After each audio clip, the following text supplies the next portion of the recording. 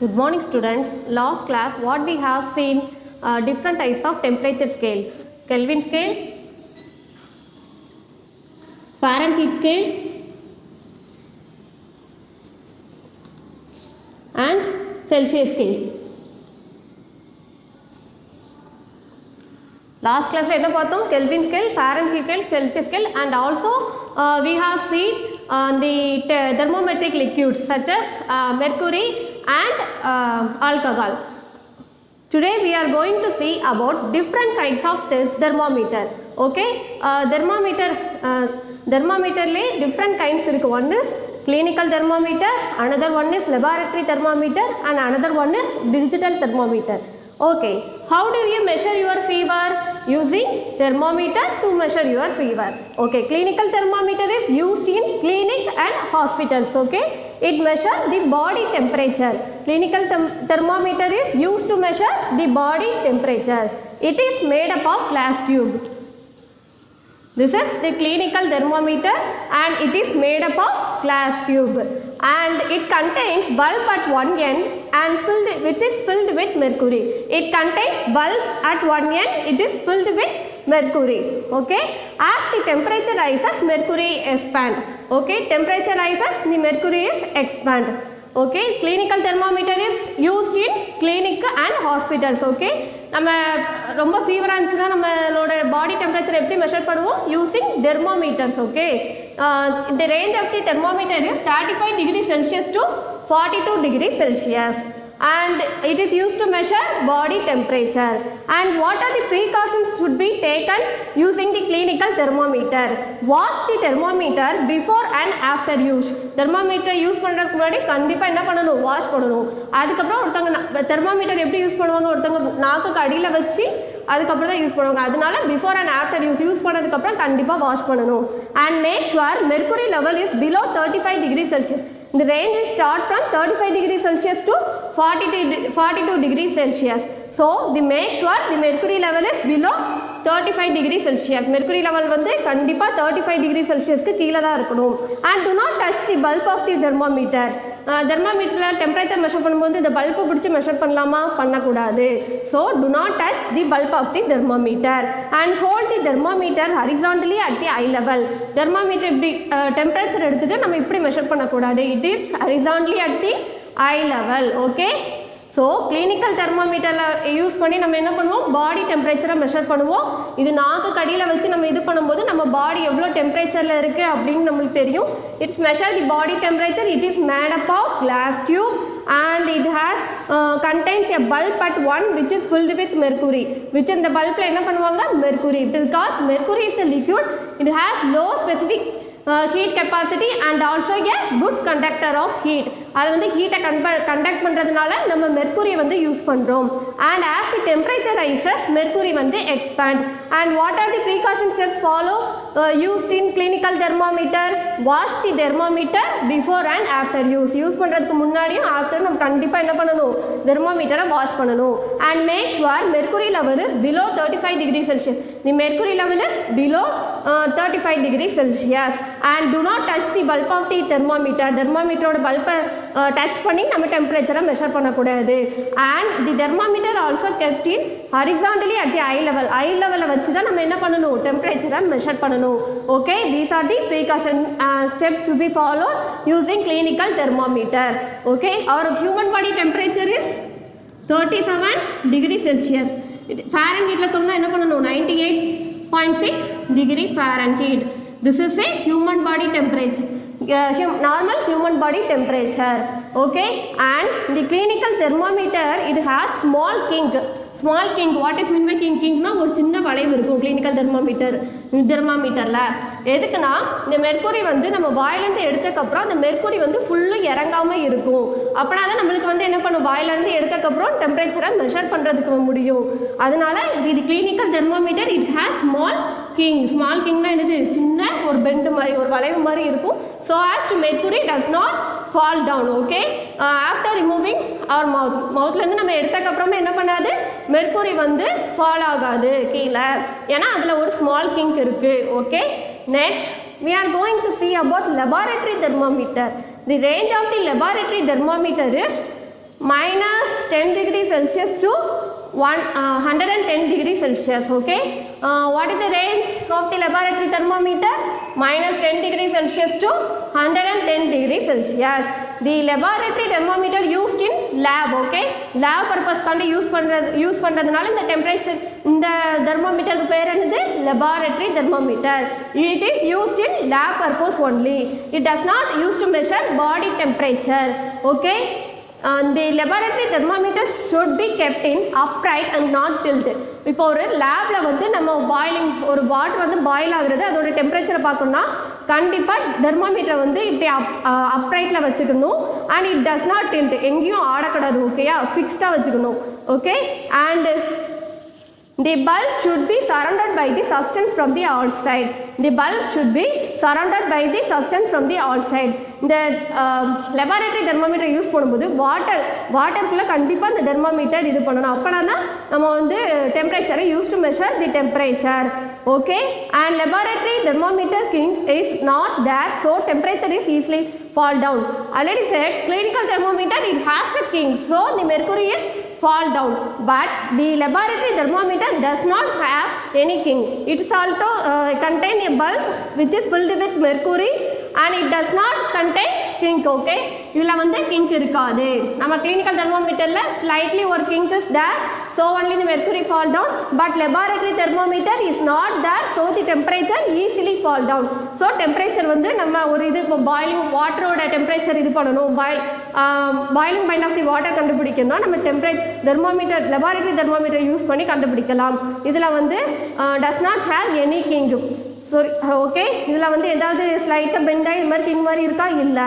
So temperature வந்து நம்ம measure பண்ணதுக்கப்புறம் வெளியில் எடுத்ததுக்கப்புறம் the mercury is fall down. Okay, do you understand students? Laboratory thermometer, the range of the compared to laboratory thermometer, clinical thermometer is very small. Okay, laboratory thermometer its range is minus 10 degrees Celsius to 110 degrees Celsius. The laboratory thermometer should be kept in upright and not tilted. கண்டிப்பாக இப்படி ஃபிக்ஸ்டாக தான் வச்சுக்கணும். it does not tilt. Okay, the bulb should not touch the surface of the container. இதோட சர்ஃபேஸை வந்து touch பண்ணி இருக்கணுமா? No, the bulb should not contain the surface of the container. It also have the mercury and the bulb should be surrounded by the substance from all side. And the laboratory king is not there, so the temperature is easily, king is not there, so temperature is easily fall down. Okay, next move to the digital thermometer. Nowadays to measure the human body temperature, the digital thermometer is used. Okay, digital thermometer it does not contain mercury. It is toxic in nature and also it is lightweight. Okay, it does not contain, digital thermometer என்ன இருக்காது? mercury இருக்காது. clinical thermometer ல என்ன இருக்கும்? mercury, and it is lightweight. It provides accurate reading. And digital thermometer consists of a temperature sensor called thermistor. The digital thermometer consists of temperature sensor. Temperature sensor is called thermistor. It measures the change in resistance of the material due to heat and convert it to the analog signal. Heat எப்படி convert பண்ணுது? analog signal convert பண்ணுது.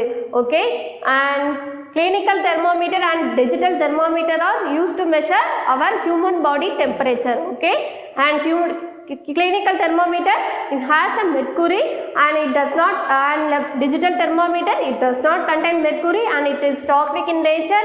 It provides accurate reading and it is a light in weight, and digital thermometer temperature sensor called thermistor, and it also convert the heat into analog signal. Okay, next, why we use the thermometric liquids in thermometer? எதுக்கு நம்ம வந்து mercury, alcohol அந்த மாதிரி thermometric liquids thermometerல use பண்றோம்? Okay, அதுக்கு என்னென்ன காரணம்? choice of thermometric liquids, it has low specific heat capacity. And it is a good conductor of heat and also mercury and alcohol, it is a good conductor of heat. Rate of uniform expansion, and வந்து mercury எப்படி இதாகும், rate of uniform expand ஆகும். So அதனால தான் நம்ம என்ன பண்ணுறோம், மெர்க்குரியும் ஆல்கஹாலையும் நம்ம தெர்மோமீட்டரில் யூஸ் பண்ணுறோம். and it has high melting point and low freezing point. so these are the choice of the thermometric liquids. இந்த காரணத்துக்காக தான் நம்ம வந்து thermometric liquids-ஐ வந்து தெர்மோமீட்டரில் யூஸ் பண்ணுறோம். and also mercury is a only metal, it is liquid in room temperature. Room டெம்பரேச்சரில் வந்து mercury என்னதான் இருக்கும், லிக்விடாக இருக்கும். Okay, mercury is metal but it is a liquid in room temperature. நம்ம மெர்க்குரி யூஸ் பண்ணால் it is also shiny and visible. Okay, நம்மளுக்கு ஷைனியாகவும் விசிபிளாக இருக்கிறதால நம்ம டெம்பரேச்சர் ரேஞ்ச் வந்து என்ன நம்ம வந்து ஈஸியாக பார்க்கலாம்.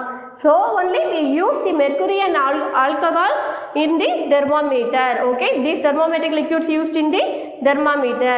What are the choices? Enna reason kandi? It is a good conductor of heat.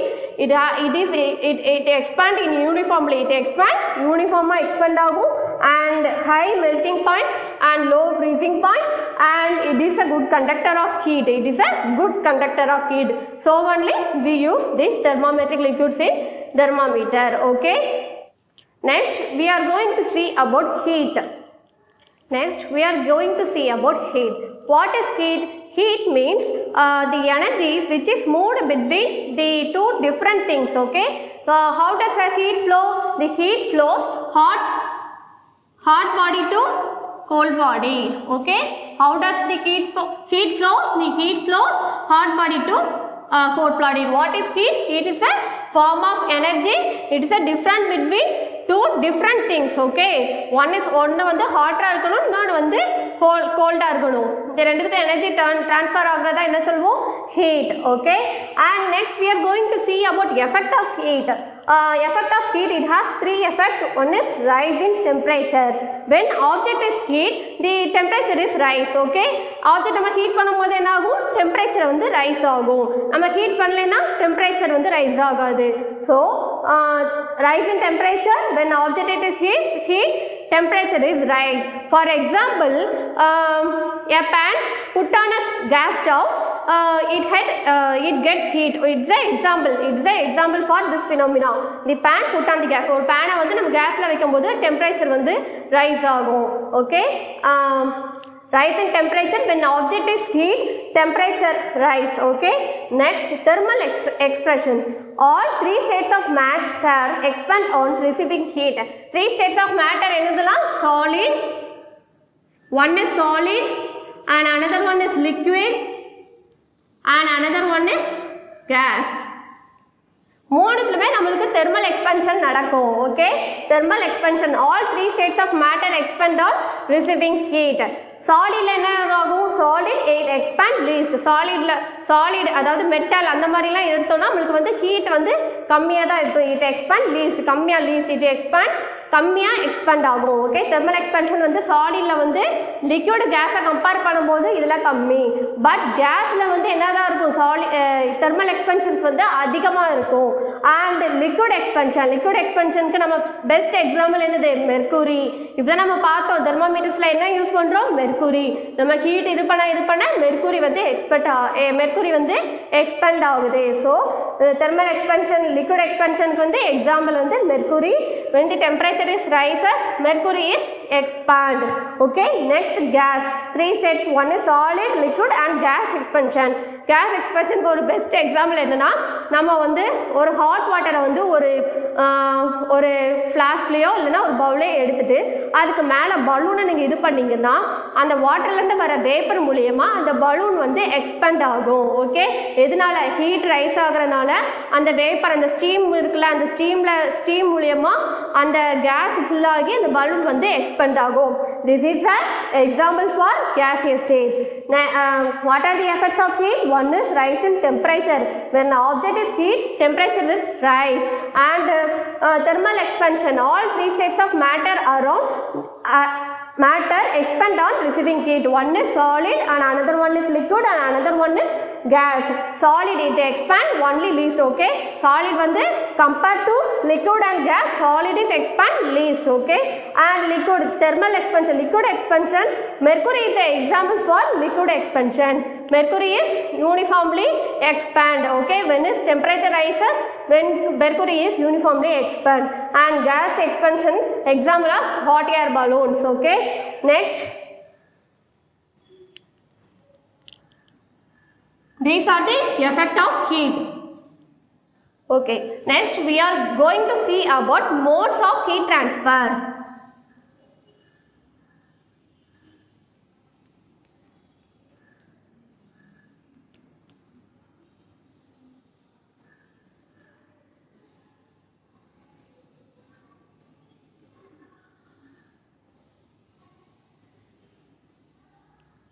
One is conduction and another one is convection and another one is radiation.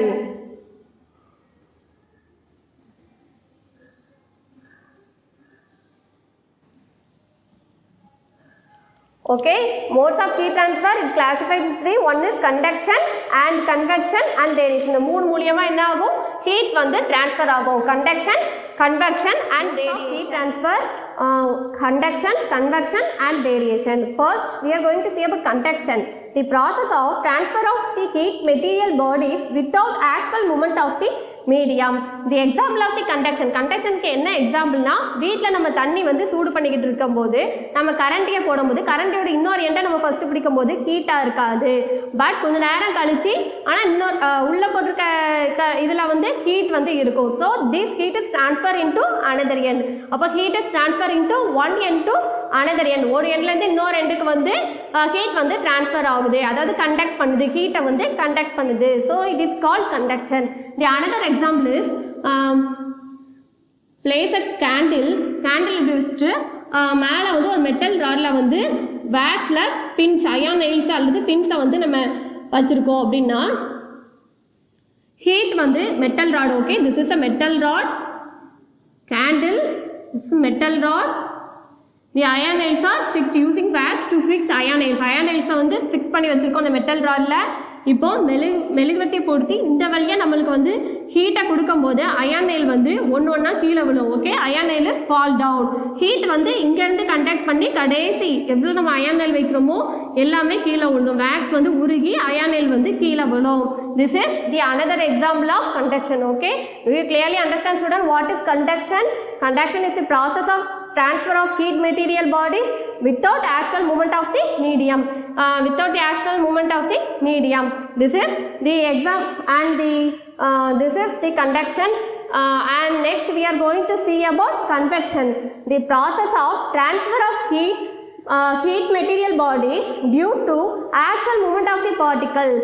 இதில் வந்து என்ன ஆகுது? Without actual moment of the particle. அதுக்கு என்ன சொன்னோம்? Conduction.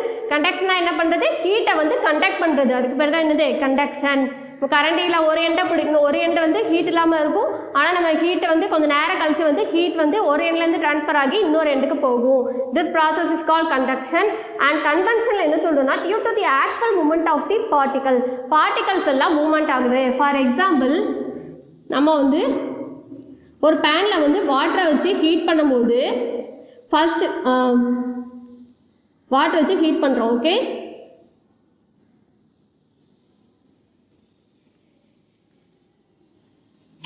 ஒரு பேனில் water எடுத்து நம்ம ஹீட் பண்ணுறோம். ஃபஸ்ட்டு வந்து அடியில் உள்ள இது தான் ஃபஸ்ட்டு வந்து ஹீட் ஆகும். ஃபஸ்ட்டு பேன் ஹீட் ஆகும், அதுக்கப்புறம் அதில் உள்ள வாட்டர் வந்து ஹீட் வந்து இன்க்ரீஸ் ஆகிட்டே இருக்கும். ஃபஸ்ட்டு வந்து கீழே உள்ளது வந்து இன்க்ரீஸ் ஆகும். நெக்ஸ்ட் அப்பரில் உள்ளது, மேலே உள்ள தண்ணி வந்து ஃபஸ்ட்டு என்ன தான் இருக்கும்?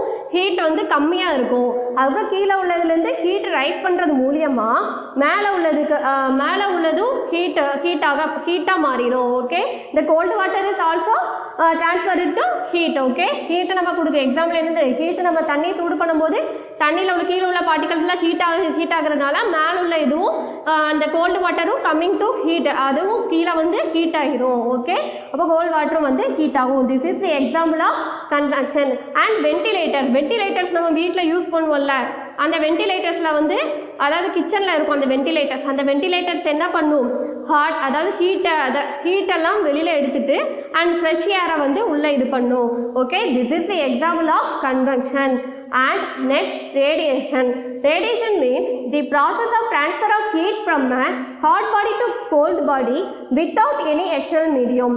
இப்போ இந்த ரெண்டுக்குமே கண்டிப்பாக என்ன இருக்கும், மீடியம் இருக்கும். ஏன்னா ஒரு பாத்திரத்தில் நம்ம எடுத்துக்கிட்டோம், அது ஏதாவது ஒரு மீடியம் மூலமாக தான் நம்மளுக்கு ஹீட் ட்ரான்ஸ்ஃபர் வந்து heat transfer happen, it have a medium, but radiation does not have any medium.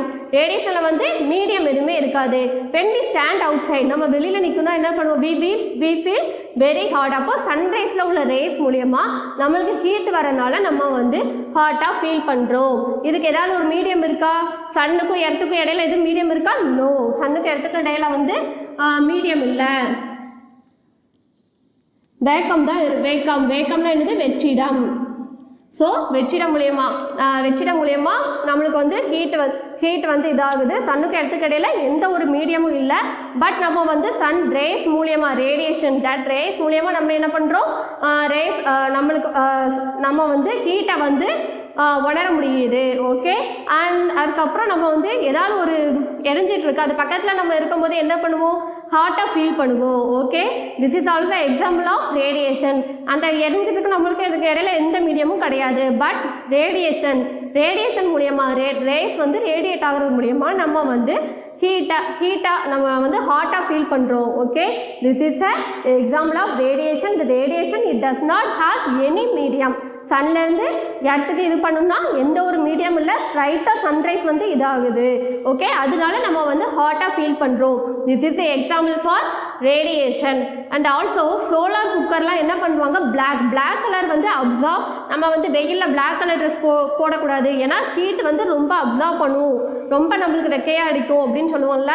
அதே மாதிரி solar cooker another example is solar cooker. Okay, solar cooker is made up of black color use பண்ணி wait பண்ணிப்பாங்க. Because it absorb more heat and also heat வந்து அப்படியே தக்கவித்துக்கொள்ளும். அதனால நம்ம வந்து solar cooker அது மாதிரிலாம் என்ன பண்ணுவோம், நம்ம பிளாக்ல இது பண்ணும்போது பிளாக் வந்து ஈஸியாக வந்து ரேடியேஷன் வந்து அப்சார்ப் பண்ணும், ஹீட்டை வந்து அப்சார்ப் பண்ணும். So we use the solar cooker in black. Okay, these are the three modes of heat transfer.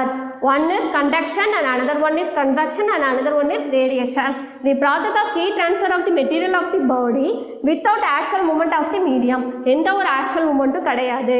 But இதில் வந்து தண்ணி கொதிக்குன்னா அதில் உள்ள பார்ட்டிகல்ஸ்லாம் வைப்ரேட் ஆகல, அப்போ ஆக்சுவல் மூமெண்ட்லாம் இதாகுதுல, இது வந்து convection.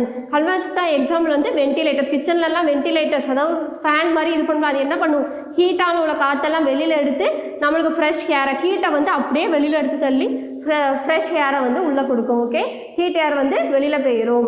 And radiation the process of transfer of heat from a hot body and கொள்ளணும் வித்தவுட் எனி எக்ஸ்டர்னல் மீடியம். இதுக்கு வந்து எந்த ஒரு எக்ஸ்டர்னல் மீடியமும் தேவைப்படாது.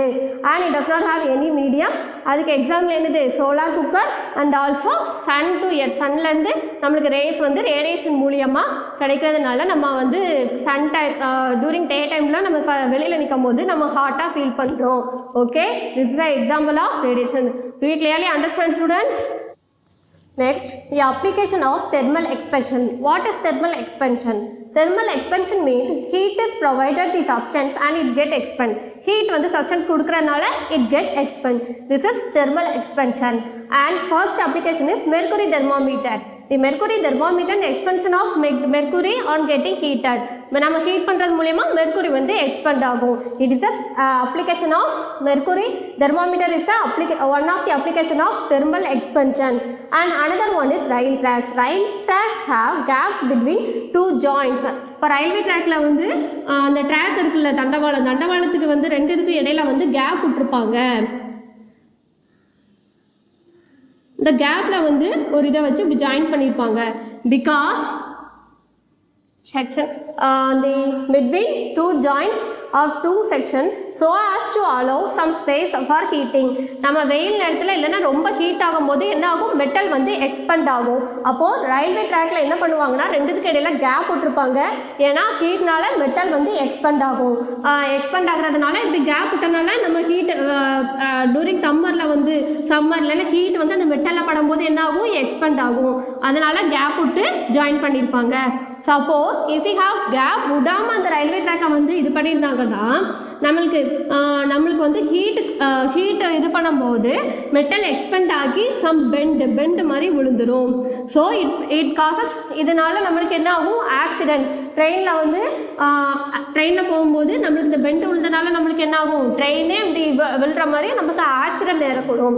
அதனால ரயில்வே ட்ராக்குக்கு என்ன பண்ணியிருப்பாங்க, கேப் விட்டு இது பண்ணியிருப்பாங்க. ஏன்னா ஹீட்டுனால வந்து மெட்டல் எக்ஸ்பெண்ட் ஆகுறதுனால இந்த மாதிரி கேப் விட்டனால மெட்டல் வந்து இதுக்குள்ளேயே எக்ஸ்பெண்ட் ஆகிடும். ஸோ எந்த ஒரு ஆபத்து நேரிடாது. ஆனால் நம்மளுக்கு வந்து ஹீட், நம்ம எந்த ஒரு கேப்பும் இல்லாமல் நம்ம ரயில்வே ட்ராக்ஸ் போட்டிருந்தோம்னா மெட்டல் வந்து ஹீட்னால எக்ஸ்பெண்ட் ஆகும்போது பெண்ட் விழுந்துடும் ரயில்வே ட்ராக்ல. அதனால என்னதாகும், ட்ரெயின் வந்து ஆக்சிடென்ட் கூட ஆகும். And next application of the cable wires. Cable wires have two poles are left sagging so that when they contract in winter, expand என்ன பண்றது, விரிவடைகிறது. and contractனா என்னது, சுருங்குறது. Okay, cable wires two poles are left in sagging. Cable wires வந்து இப்படி சாகிங்னா என்னது, ஒரு தொய்வு இது பண்ணி தான் போட்டிருப்பாங்க. ஸ்ட்ரைட்டாக இப்படி கேபிள் வயரை வந்து ஸ்ட்ரைட்டாக போட மாட்டாங்க. இது மேலே ஒரு சாகிங், அதாவது ஒரு தொய்வு மாதிரி போட்டு தான் போட்டிருப்பாங்க. Okay, so the poles are left sagging so that when they contact in winter they do not stop. நம்ம அதனால வின்டரில் என்ன பண்ணும், சுருங்குன்னு நம்ம இது பண்ணியிருக்கோம். அதனால கேபிள் வயர் என்ன ஆகாது, இப்படி நம்ம ஒரு சாகு கொடுத்தனால, அதாவது ஒரு தொய்வு நம்ம கேபிள் வயரில் இது பண்ணனால அது வந்து சுருங்காது. Okay, these are the another application of thermal expansion. Mercury thermometer and another one is railway track and another one is cable wire. First mercury thermometer, the expansion of mercury, heat பண்ண மூலமா mercury expand ஆகும். and railway tracks have gaps between two joints எல்லாம் gap இது பண்ணுவாங்க so as to allow some space for heating. நம்ம heat ஆகுனாலும் ஒரு ஸ்பேஸுக்கு allow பண்ணுறது மாதிரி நம்ம கேப் விட்டு தான் ரயில்வே ட்ராக் வந்து இது பண்ணியிருப்பாங்க. இல்லைன்னா நம்மளுக்கு என்ன ஆகும், ஆக்சிடென்ட் ஆகும். அண்ட் கேபிள் வயரில் ரெண்டு போல்ஸுக்கும் இடையில ஒரு தொய்வு, சாகிங்னா என்னது, தொய்வு. அப்படின்னா தான் நம்ம என்னது வின்டர் நேரத்தில் வந்து சுருங்கும். அதாவது கான்ட்ராக்ட் அப்படின்னா என்னது, சுருங்குறது. அதனால நம்மளுக்கு எந்த ஒரு ஸ்னாப்பு ஏற்படாததுக்காண்டி ரெண்டு கேபிள் வயர் இப்போ கனெக்ட் பண்ணுறோன்னா அதுக்கு இடையில ஒரு சாகிங், அதாவது ஒரு தொய்வு விட்டு தான் கனெக்ட் பண்ணியிருப்பாங்க. Okay, these are the applications of thermal expansion.